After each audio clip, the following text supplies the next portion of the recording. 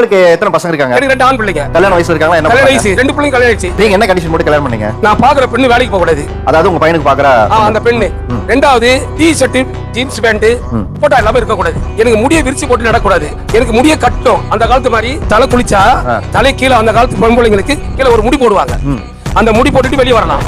மூணாவது அவங்க குளிக்காம வந்து அடுப்பு பத்த வைக்க கூடாது. என்னையும் பார்க்க கூடாது. அவங்களுக்கு தனி கொடுத்து எப்ப வச்சிருவேன் நானு. அவரு நல்ல கம்பெனில இருக்காரு. உன்னுடைய வேலையை நீ விட்டுடணும். 30,000 ரூபாய் வாங்கியிருந்தாங்க. வேலையை விட்டுடணும். வேலையை விட்டு 20 சம்பாதிச்சு கொடுக்குறதுல நீ வாழணும். அவன் சம்பாதித்து நீ எதிர்பார்க்கணும். அவன் சம்பாதிச்சு விட்டு நான் என் சம்பாதிச்சு நான் பாதி எடுத்துக்குவேன். என் சம்பாதி எங்க அம்மா கொடுப்பேன், எங்க அப்பா கொடுப்பேன். இந்த பிரச்சனை வரக்கூடாது. நீ காலகாலத்துல ஒரு குழந்தை பெற்று கையில கொடுக்கணும். மேம், உங்களுக்கு வீட்டுல மருமக தேவையா வேலைக்காரி தேவையா? எனக்கு மருமக.